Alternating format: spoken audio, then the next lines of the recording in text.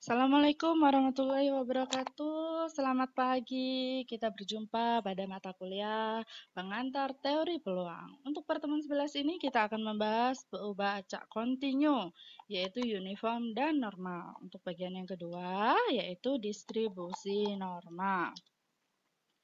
Dikenal pula sebagai sebaran Gaussian, di mana X berdistribusi normal dengan parameternya adalah rata-rata, yaitu mu, dan varian, yaitu sigma kuadrat.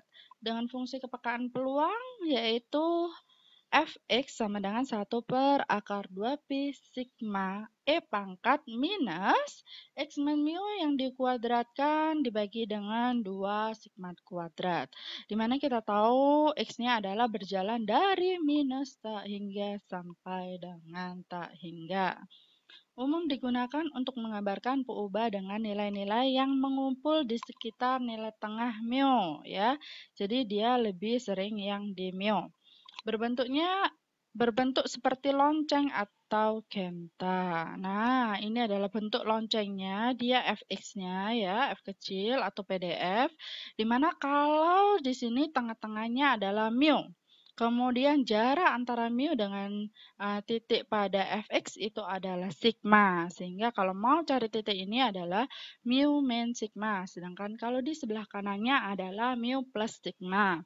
Jangan lupa totalan dari suatu peluang itu adalah sama dengan 1 dan mu ini membagi 2 sehingga di sebelah kiri luasan untuk yang sebelah kiri itu adalah 0,5 dan yang sebelah kanan adalah 0,5.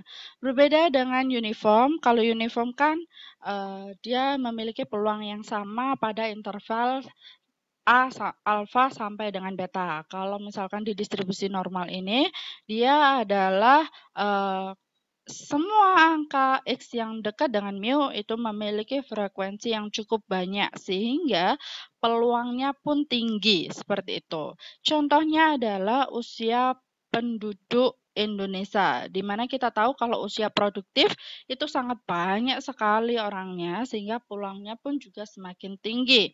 Sedangkan bayi yang baru dilahirkan itu sedikit sekali sehingga dia ada di sebelah kiri bawah ya. Dan juga orang-orang sepuh misalkan usianya sudah lebih dari 80 tahun pasti sedikit ya karena banyak yang meninggal. Itu dia memiliki peluang yang rendah sehingga kalau digambarkan dia mengikuti peubah acak normal.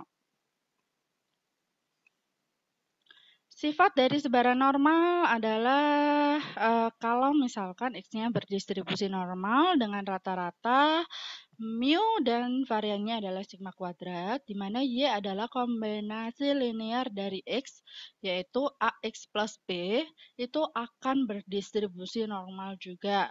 Dengan rata-ratanya adalah A mu plus B dan variannya adalah A kuadrat sigma kuadrat. Ini diperoleh gampang aja dengan mengekspektasikan dari Y dan juga menghitung dari nilai ekspektasi untuk menghasilkan nilai variannya ya.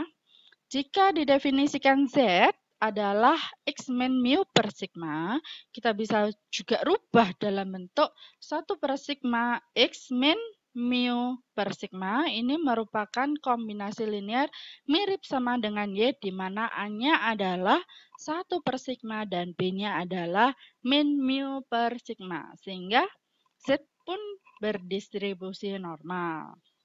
Kita hitung untuk rata-ratanya, A-nya adalah 1/sigma, mu plus B-nya adalah minus mu per sigma, dan variannya adalah A kuadrat, yaitu 1/sigma kuadrat dikalikan sigma kuadrat.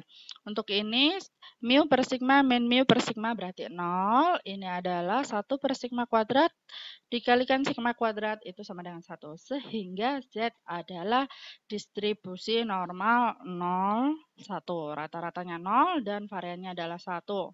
Di mana biasa disebut dengan sebaran normal baku atau normal standar.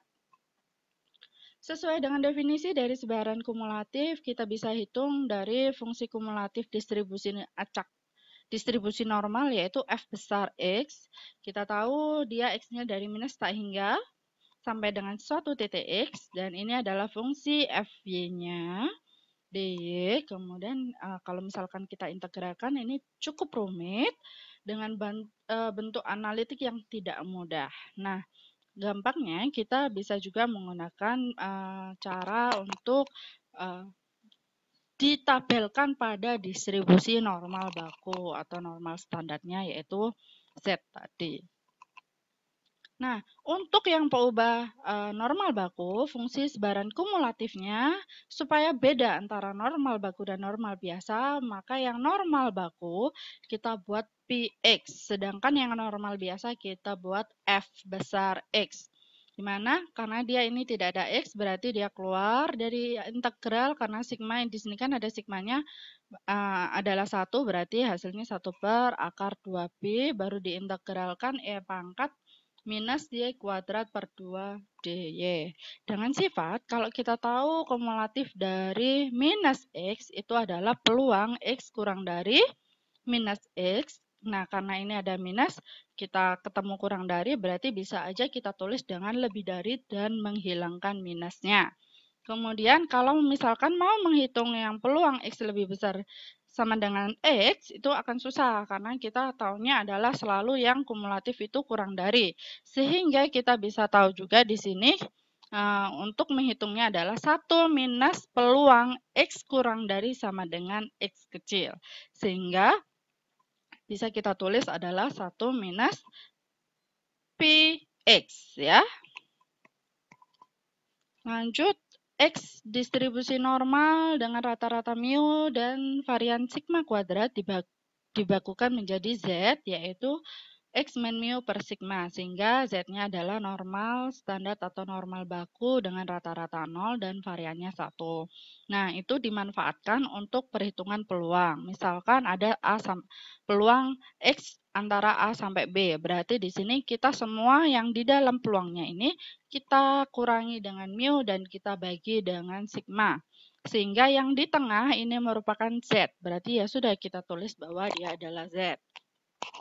Baru kita tahu yang kurang dari itu adalah yang ini, berarti ini ada di depan, sedangkan ini adalah Z lebih dari A min mu min sigma, itu sama dengan minus peluang Z kurang dari A min mu per sigma. Sehingga karena ini sudah Z, ini pun juga Z, kita masuk fungsi kumulatifnya, yaitu untuk normal standar ya. Baru yang dicari nanti angkanya adalah B min mu per sigma dan juga A min mu per sigma. Contohnya diberikan peubah acak X berdistribusi normal, rata-ratanya 2, dan variannya adalah 5 kuadrat atau standar bakunya adalah 5 ya. Hitunglah peluang X lebih dari 0. Nah, untuk menjawab ini berarti untuk X lebih daripada 0 berarti adalah 1 minus peluang X kurang dari 0. Nah, kita rubah X menjadi Z. Kita kurangi dengan rata-ratanya yaitu 2 dan dibagi dengan standar deviasinya ya adalah 5. Berarti baru kita tahu karena ini adalah minus 2 per 5. Pi ya, karena dia sudah Z. Pi minus 2 per 5. Karena minus, berarti kita tahu 1 minus.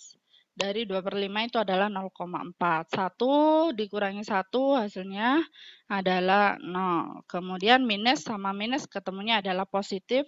Pi 0,4.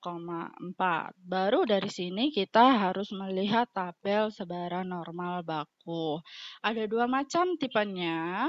Yang tipe pertama adalah yang seperti ini. Dia adalah separuh ya. Jadi semuanya dari 0 sampai dengan Z. Karena angkanya 0,4 berarti kita cek dulu 0,4 adalah 0,4 0 ya. Jadi ini karena 4 di sini angka digit kedua dari koma itu adalah masuk yang sini.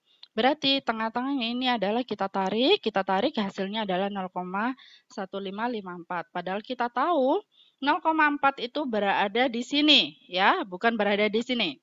Kalau misalkan yang berada di sini berarti dia adalah 0,1554. Berhubung adanya di sini, ini adalah 0,5 plus ininya adalah 0,1554. Berarti totalnya adalah 0,61554.